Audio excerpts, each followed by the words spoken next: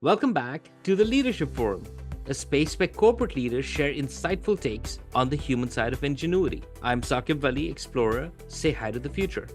The leader with us today is Paul Hogan, General Manager, Conagra Brands International. Paul is a broad and well-balanced executive with a proven track record in building high-performing teams who deliver profitable growth. He has experience with consumer packaged goods, information technology, and financial services, with leading global organizations including Conagra Brands, Danone, Coca-Cola, Procter & Gamble, IBM Canada, and Royal Bank of Canada. Welcome, Paul, and thank you for taking time out from your well-nourished schedule. Thank you very much. It's an absolute pleasure to be here, and thank you for your time. My story in a nutshell: born in Montreal, I've moved 19 different times. I've had the privilege of living across 4 Canadian cities: Montreal, Ottawa, Toronto, and Calgary.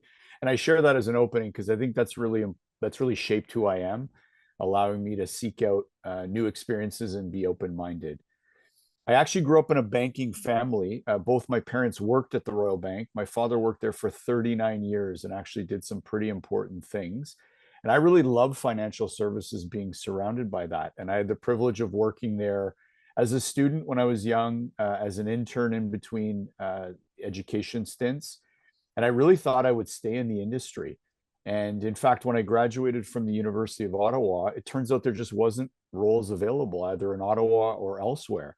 And so I had to pivot, and I had the real lucky opportunity to land at IBM. So as a door closed in financial services, one opened in technology, something I really didn't know much about, but I dove right in knowing a great organization. And so I moved to Toronto, met my wife at IBM. So on a personal note, it had other benefits, which was great. And loved the experience there, really dove into a new industry and a new function in the case of selling, and really enjoyed my time there. In terms of how I pivoted after that, I knew I always wanted to go back and do a master's degree. And so I did that in actually shorter time than I had originally planned. I wanted to do it before full life got a hold of me. I'm glad I did that. And so in the early 2000s, I went back and did my master's at Schulich in business.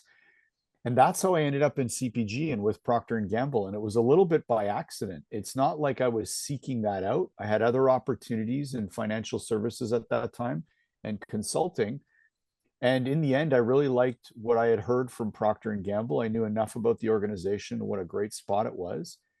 And so I took a bit of a chance and decided to do something different. And I'm glad I did that. And for the last 22 years, I've spent basically in FMCG or CPG. And I've had the privilege of working at some world-class organizations that you outlined, doing some pretty interesting roles along the way. And it was during our time at P&G that I had the privilege of getting to know you a bit more. And it's been an honor and a privilege. So I can just imagine you've had some amazing assignments along the way. So congratulations for a career so well groomed. Thank you very much. And you're right. P&G was a fantastic starting place. And frankly, the people I met along the way, starting with Procter & Gamble, have really made this journey fantastic in what it is. So, Paul, one of the human conditions that we at Say Hi to the Future explore is resilience. There are, let's say, topically, two interrelated competing challenges: inflation and food insecurity. How do you and your team weave these as you make decisions so your consumers, customers, and your business operations stay resilient? Yeah, I know it's a great question, very topical too. I'll say this: the last 5 years in this industry probably will go down as the most difficult in my career when I look back at it. It's certainly been very, very challenging and not the norm between the pandemic and then the inflation super cycle, anything but normal operating conditions for CPG. It's interesting because one of our values at Conagra Brands is agility. And so it's certainly been tested in the last 4 or 5 years. To your question, our team has really leveraged the operating environment challenges of the recent times to deliver sort of new and breakthrough solutions, and pushing ourselves to a limit that, frankly, I don't think we would have got to without a crisis or a challenge. And so to address both inflation and obviously food insecurity, we've had to dig deep in areas like productivity inside our operation. And that's allowed us to deliver new record levels and allowing us to minimize how much inflation justified pricing we've had to take to the marketplace. The second thing we've done is advancing our innovation agenda. And so we're delivering new value through innovation to consumers. So I'll give you some real examples. We've launched a couple of new brands in frozen meals, PF Chang and Bertolli. And these are offering solutions and alternatives that are of greater value than if you were to take your family out to eat. So still great food. You get sort of the restaurant experience, but you can do so at home for less money. We brought brands like Slim Jim, again, a huge business for us in the United States, one that offers great value on the go for really under a couple of dollars. And we've started to really push ourselves on packaging sizes to allow consumers to stay within their budget, knowing they're constrained. And so between productivity and innovation, there's been a lot of work there. And then lastly, we've worked with our retail partners on new value programming and promotions at their request, but obviously seeing what's going on in the consumer environment. And then on the food insecurity side, beyond offering solutions to the consumer through our retail partners, we've enhanced and grown our partnerships with food banks. We have numerous food bank partnerships, specifically in the Toronto area. We also support the United Way. And so we've stepped up on all those fronts, both financially, so monetarily, with our time volunteering as a team, and also with food through donations. And so we're tackling it as we can from really all fronts. But I guess to me, the part which I'm latching on to, Paul, is it's values driven. Like Yes. it's ingrained in the values at Conagra. Yes. And therefore, when a crisis shows up, it's like training, right? Well said. Yeah, Yes. and so it's not something that you suddenly have to think about and go, what are we going to do in this situation?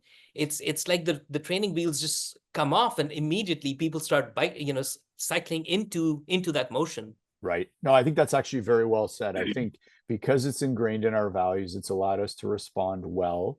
I will say, I think at times, and given the challenges of the last few years, it's pushed us to new limits. But Sure. really, in to the medium to long term, it's helped us. It's advanced us to a point where we probably wouldn't have got to under normal conditions, which I think has been a benefit. Awesome.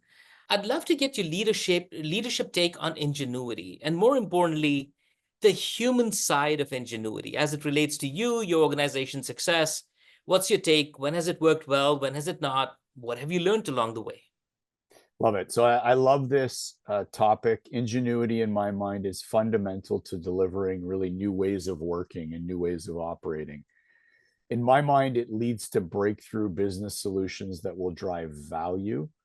One of the things I take seriously in my role as a leader of leaders is to create the conditions of success for my team, not only my direct, but the broader team. One of the things I've noted in the last few years is just the fact that people don't have thinking time. Our teams tend to be very focused. We're very lean, and we're often spending our time delivering the now, if you will, and not necessarily building the future all the time. And so I believe the best ideas are actually out with the team members. And I've told my teams that wherever I've been. And I think unlocking thinking time is a way to draw those ideas to the surface. Clearly, if people don't have time to think or to build and be creative and, through ingenuity, we're not going to see the ideas. And so one of the things I've done and we've done in the organization is set up time and dedicated time to thinking and to development.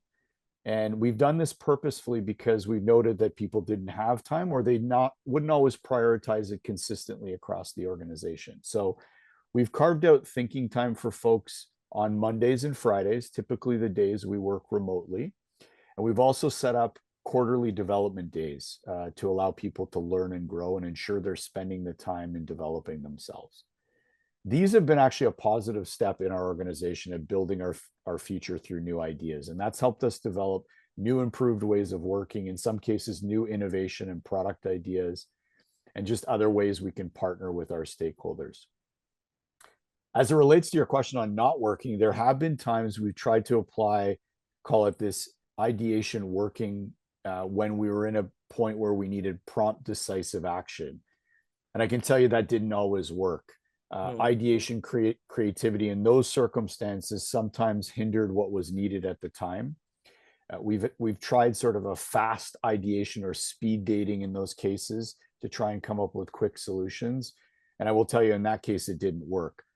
But as I said a moment ago, giving people the freedom to think and draw forward and bring forward ideas have led us to new solutions. It's kind of counterintuitive, but then when you think about it, it makes a ton of sense, which is it's not during crisis that you necessarily want different ideas. At that point in time, you want execution of an idea that people might have had time to think about during peacetime, right? Well said. I think that's So well said. Yeah, no, you're absolutely right. I think we've talked a lot about over the last few years too. How do we prepare for the unknown or the idea of contingency planning?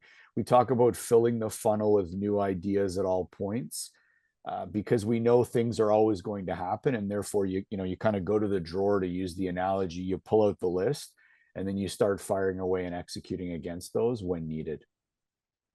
and part of that, I guess, is also where everyone in the organization knows their role when you're in peacetime, and also when you are at a time where a crisis is there and you need to get into action.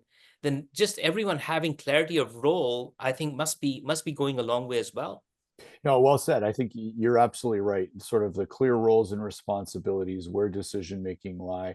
It's not necessarily perfect, but I would say it's certainly where it needs to be. And we saw that through times of crisis or challenge where we've had to make decisions. We haven't always been right, but generally been righter than wrong in those cases. Understand. And in doing this, one of the things that you said was, hey, demarcate when is it that it's time to execute, when is it's time to ideate. In some of that, have you had to think through what are the expectations from the team and therefore solve for some of that? Absolutely. I think, again, back to one of the things I like to do is I want to be clear on who does what, right? So I don't want to use the word racy. I think it's overused, but Sure. clear roles and responsibilities. One of the things I like to do, and I think my leaders like to do, is we like to empower our folks within, call it a sandbox to play. We want to not stifle creativity, but make it clear enough that they know their area of expertise and ownership. And I think that's worked well. It needs to be refined and refreshed at points, especially as we've changed or pivoted in certain situations with our business or people in some cases. But I think generally that's needed. If we don't do that, I think then you end up with a bit of confusion and chaos and can slow you down.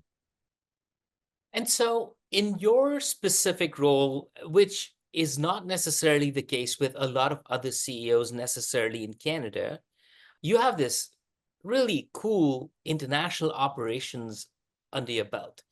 How do you think about the opportunities that you need to get in some of these international markets versus the ones that you have to deliver here in Canada? How does that work? Yeah, no, great question. So I'm constantly challenging myself on, do I have the right balance of time for the Canadian team and organization and opportunities, as well as the balance of international, primarily around the world and through our team in Mexico. So it's constantly a battle in my head of prioritizing. I will tell you, I've got a great team of leaders who work with me. I empower those leaders. In the case of the Canadian organization, I made it very clear to the leaders on the Canadian leadership team, specifically those that run the operation, the leader of sales, the leader of marketing, leader of finance, and the leader of supply chain and operations. I need them to really lead both the growth agenda and delivering that. And so they're empowered maybe more than they would be if I was just leading the Canadian organization, but that is working well. And that allows me a little bit more time to support our global markets team as well as Team Mexico. And so it's not a perfect balance. I'm constantly pivoting, but certainly we want to advance the agenda of growth across all the geographies through the leaders that work on my team. And so if, the way we started this conversation, you and the company leans on the values, and one of them was Yes. agility. And the second I'm hearing is you lean on your people. And so if I were to think about leadership at Conagra, what do you look for, groom for, and nurture in the people you hire and promote? Yeah, great question. So there's a few things that I look for to your question. One is the person's ability and willingness to learn and grow. I look for people that are open or broad-minded. Certainly, one of our values in Conagra Beyond Agility is broad-mindedness, so that's important. I look for people that are self-starters and self-disciplined, people that act like an owner, especially at the level that I'm hiring for. We need inspirational, authentic leaders who, frankly, are positive and see challenges as opportunities. And lastly, folks that bring solutions back to the ownership, right? Not only do you see a challenge, you take the challenge and tackle it as an opportunity, and then bring forth solutions and recommendations to either, seize the opportunity or tackle the challenge. And in this, like this in itself, Paul, is such a great leadership philosophy across the board, right? Give me some insights into, and how do you see your role in this amazing team of leaders that you've surrounded yourself with? What are some of the specific things that you say, hey, this is what I add to the team, and here's how I might interact with them and engage with them? Yeah, no, great question. I see my role really as a facilitator, a coordinator, a coach, in some cases, a tiebreaker. But again, I really do believe on empowering the team and coaching them through opportunities and challenges. Generally, they have the ideas and the solutions long before I do. It's trying to work with them to get those on the table and help them and the teams get there faster. In some cases, certainly a decision has to come my way because maybe we don't have a consensus across the board, which is fine. But I like to ensure that we draw out the ideas and have the leaders really bring us to the end solution. And I'd say 90% of the time that does work well. There are times when certainly I have to jump in and make the call, maybe because of a time constraint. We need a decision quickly, and or we might be stuck. Very cool. Advice to other leaders, Paul. Yeah, great one. Look, I would say this, continue to be open-minded and curious. Ideas and opportunities are really all around us every day. I would encourage everyone to sort of look outside, be externally focused. In our industry, as an example, getting out to retail or seeking out inspiration from other areas, always good because it does elevate your thinking and likely give you an idea you didn't have before you do that.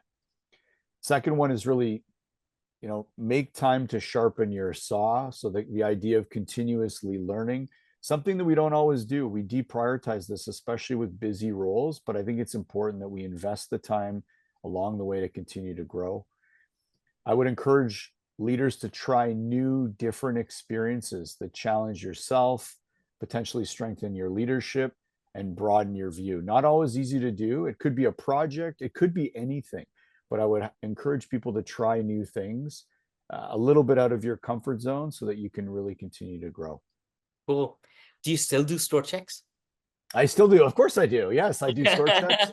I look at images online in markets where I can't be. I read the news religiously around the world in different perspectives. So I'm constantly trying to bring in the next idea. Yes, I do get the stores though. Yes, I know. I'm sure you do. I'm I sure you do. do. I do. Good God, I still remember the time when that was something, and I think that's one of the areas that you were mentioning about how you need to continually learn and be observant in terms of what's going on. In some cases, Paul, I find that some of the, doing consumer in homes and going out and doing some store checks and stuff. Do you think that that trend is still alive and well in the industry, or do you think it's getting less prioritized these days because of the go nature of things? Yeah, I think it has lost priority as we tend to be very lean organizations, and oftentimes we can get sucked in by just the the internal routines, which I Yeah. mean there are quite a few. It's absolutely important to just get out of the office, whatever function you may be in, and get inspired through, a stakeholder visit at a partner's warehouse, or maybe a co-manufacturer or one of your own manufacturing facilities. And I would encourage everyone, don't just look at your own world. As I said a moment ago, look for inspiration elsewhere. I mean, to give you a real example, I was in our Caribbean markets about 2 weeks ago visiting our partners in the Dominican Republic as well as in the Bahamas.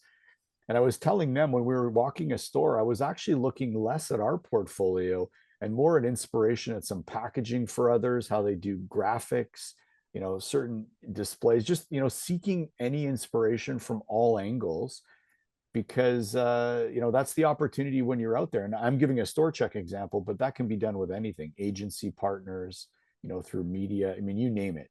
There's lots of inspiration and ideas in front of us. And I envy you for the fact that you get to do store checks in the Caribbean. It's hot in July. I will say it's warm in July. I came into this with obviously a certain guide script. We have certain questions we wanted answers to. Was there something that you came into the conversation with, which just because of my structure, we didn't get to? So if you want to share, this would be your time and have your last word. First of all, what I was going to say is thanks for having me. A fantastic conversation. Just to leave the audience with, I mean, have fun in what you're doing. I think there's opportunities all around us.